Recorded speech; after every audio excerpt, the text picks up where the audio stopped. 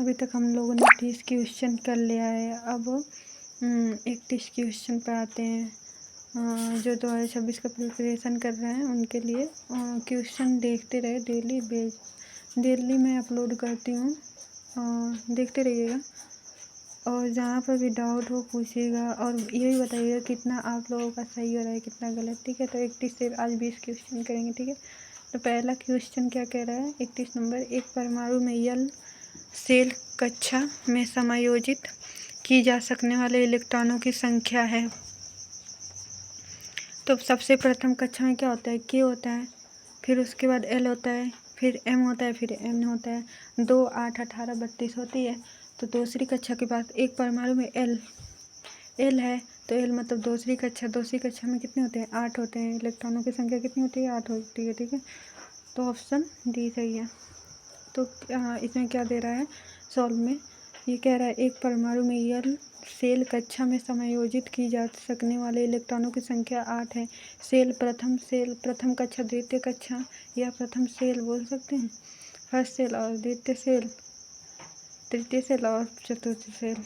तो क्या क्या होता है, के एल एम एन, 2, 8, 18, 32 कैसे हुआ, प्रत्येक परमाणु की कक्षा में इलेक्ट्रॉनों की संख्या कैसे ज्ञात की जाती है, 2 n के पावर 2 भरा जाता है, जिसमें n क्या है, कक्षों की संख्या होती है, कक्षकों की संख्या होती है। विभवांतर क्या होता है, ऑप्शन क्या क्या दिया है, विभवांतर यह एक विद्युत परिपथ में दो बिंदुओं के बीच का विभव का अंतर होता है। ऑप्शन बी दिया है, दो बिंदुओं के बीच धारा का अंतर होता है। ऑप्शन सी दिया है, दो बिंदुओं के बीच प्रतिरोध का अंतर होता है। और ऑप्शन डी दिया है, दो बिंदुओं के बीच धारिता का अंतर होता है। तो इसमें से कौन सा सही होगा, विभवांतर हम लोग किसी को कहते हैं, विभवांतर या परिपथ में दो बिंदुओं के बीच का विभव का अंतर होता है, उसे क्या कहते हैं, विभवांतर। मतलब ऑप्शन ए सही है। ठीक है, अब इसके बारे में थोड़ा पढ़ लेते हैं। विभवांतर एक विद्युत परिपथ में दो बिंदुओं के बीच विभव का अंतर है, या किसी चालक परिपथ में धारा प्रवाहित करने पर उनके सिरों पर विभव अंतर को विभवांतर कहते हैं। इसकी इकाई वोल्ट या जूल पर कूलाम होता है। ठीक है, और फिर 33, वे अवयव जो स्वयं से ऊर्जा प्रदान करने में सक्षम नहीं है के रूप में जाने जाते हैं। ध्यान से पढ़िए क्या कह रहा है, वो वे अवयव वे एलिमेंट जो स्वयं से ऊर्जा प्रदान करने में सक्षम नहीं होते के रूप में जाने जाते हैं। Unilateral element, passive element, non linear element, active element. तो ऑप्शन क्या है, पैसिव एलिमेंट। पैसिव एलिमेंट क्या कहते हैं, जो स्वयं ऊर्जा प्रदान करने में सक्षम नहीं होते हैं।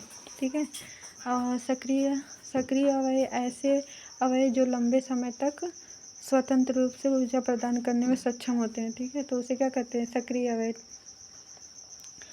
और लीनियर और नॉन लीनियर और जैसे टाइम और समय के बीच, टाइम और करंट के बीच देखेंगे तो सीधी लाइन जो होती है वो लीनियर होता है।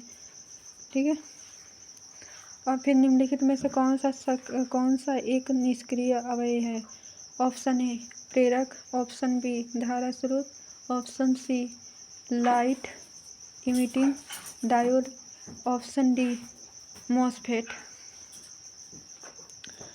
तो निम्नलिखित में कौन सा निष्क्रिय अवयव है ना, तो ऑप्शन ए क्या है, प्रेरक एक निष्क्रिय अवयव है। ये क्योंकि धारा स्रोत ये भी ऊर्जा प्रदान करता है, एलईडी भी ऊर्जा प्रदान करती है, मॉसफेट भी। ये वैसे जितने भी ना क्या होते हैं, इलेक्ट्रॉनिक्स इंस्ट्रूमेंट होते हैं, वो सब क्या होते हैं, वो ऊर्जा प्रदान करते हैं। ठीक है, या एक्टिव एलिमेंट कहलाते हैं। तो ऐसे अवयव जो स्वतंत्र रूप से ऊर्जा देने में सक्षम नहीं होते हैं निष्क्रिय अवयव कहलाते हैं। अर्थात ऐसे अवयव जो ऊर्जा ग्रहण करते हैं, प्रतिरोध, प्रेरक, संधारित्र, ट्रांसफार्मर आदि। फिर सक्रिय अवयव ऐसे अवयव जो लंबे समय तक स्वतंत्र रूप से ऊर्जा प्रदान करने में सक्षम होते हैं तथा अवयव में प्रवर्धन का गुण होता है, ऐसे अवयव को सक्रिय अवयव कहते हैं। एक्टिव अभी बताइए ना, जो अगर ऐसे भी इलेक्ट्रॉनिक्स जो होते हैं, इलेक्ट्रॉनिक्स इंस्ट्रूमेंट, वो सारे किस में कंज्यूम किए जाते हैं, वो होते हैं एक्टिव में। ये क्योंकि वो ऊर्जा क्या करते हैं, प्रदान करते हैं, और इसमें क्या करते हैं, कंजप्शन करते हैं पावर। पैसिव में प्रतिरोध हो गया, प्रेरक हो गया, संधारित्र हो गया। फिर 35 नंबर क्वेश्चन क्या कह रहा है, बाह्य कक्षा में उपस्थित इलेक्ट्रॉनों की संख्या को कहते हैं। बाह्य कक्षा में संयोजी इलेक्ट्रॉन, ऑप्शन ए संयोजी इलेक्ट्रॉन, ऑप्शन बी सहसंयोजी इलेक्ट्रॉन, ऑप्शन सी उदासीन इलेक्ट्रॉन, ऑप्शन डी उपरोक्त में से कोई नहीं। बताइए इसका आंसर क्या होगा। बाह्य कक्षा में उपस्थित इलेक्ट्रॉनों की संख्या को क्या कहते हैं, वैसे तो वही होगा वैलेंस इलेक्ट्रॉन। बाह्य कक्षा में ऑप्शन ए करेक्ट है। बाह्य कक्षा में उपस्थित इलेक्ट्रॉनों की संख्या को संयोजी इलेक्ट्रॉन कहते हैं।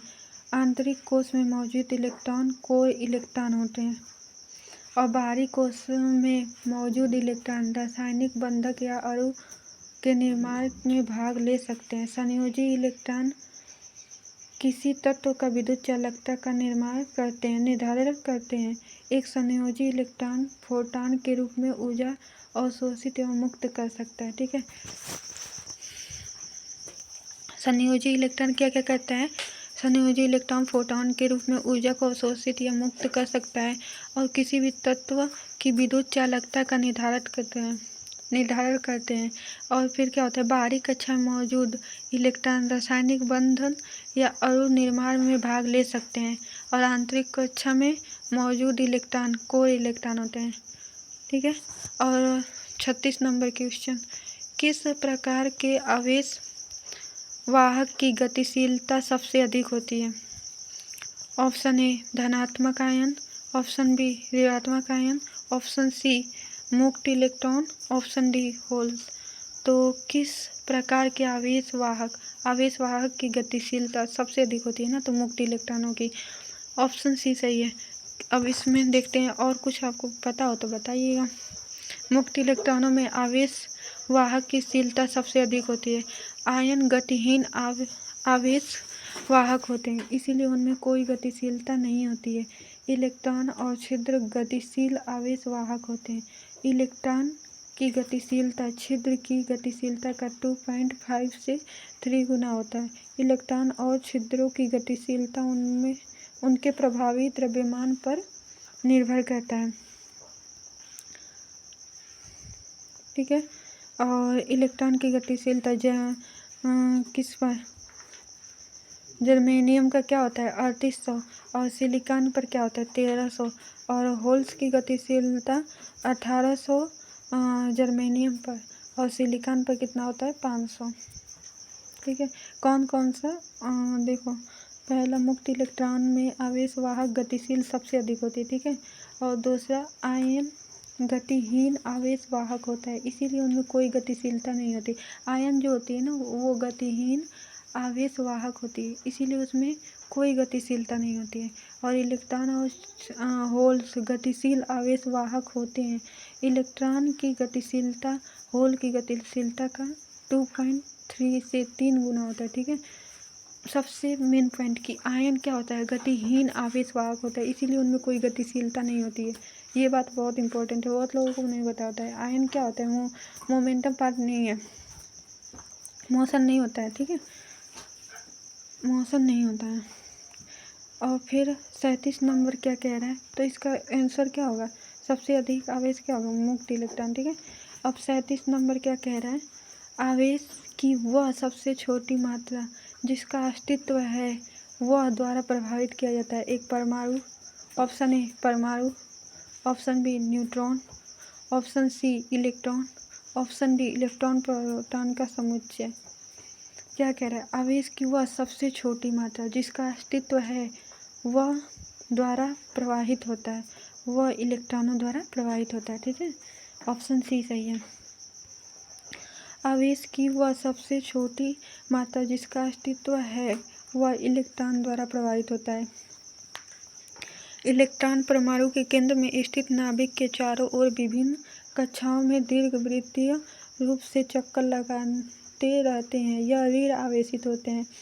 इलेक्ट्रॉन का द्रव्यमान हाइड्रोजन परमाणु के द्रव्यमान का 1/1840वां भाग होता है। किसी परमाणु के नाभिक के चारों ओर चक्कर लगाने वाले इलेक्ट्रॉनों की संख्या नाभिक में विद्यमान प्रोटॉनों की संख्या के बराबर होता है। इलेक्ट्रॉनों की संख्या बराबर प्रोटॉनों की संख्या, ठीक है।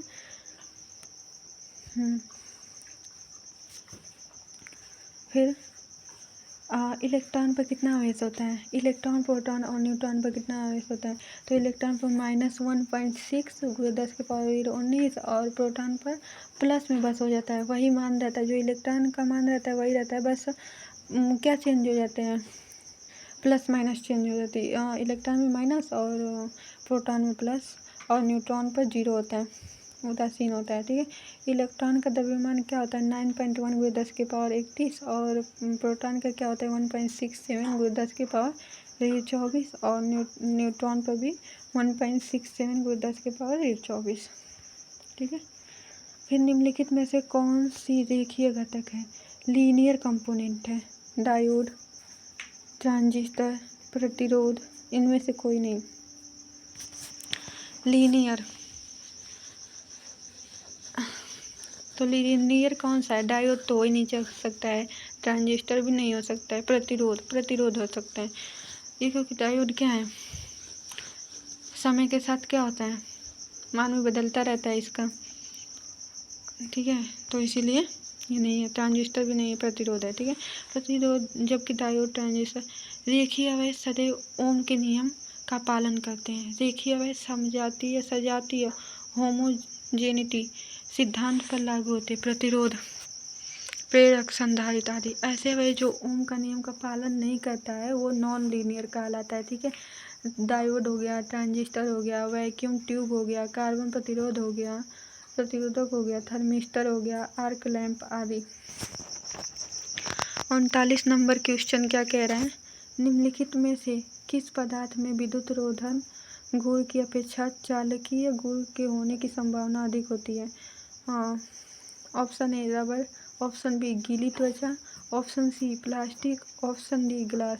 फिर से ध्यान से पढ़िए। निम्नलिखित में से किस पदार्थ में विद्युत रोधन गुण की अपेक्षा चालकीय गुण होने की संभावना सबसे अधिक होती है?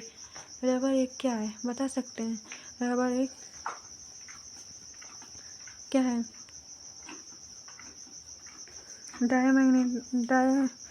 वो क्या है? अचालक है। प्लास्टिक भी, ग्लास भी। लेकिन गीली त्वचा यह एक क्या है? चालकीय गुण होने की अधिक संभावना होती है, क्योंकि गीली त्वचा में विद्युत की सुचालक हो जाती है। शरीर का लगभग 70% भाग जल से बना होता है और गीली त्वचा विभिन्न आयन आदि मौजूद होते हैं, ठीक है। तो ऑप्शन बी सही है। फिर 40 नंबर क्वेश्चन। दो आवेश कणों ए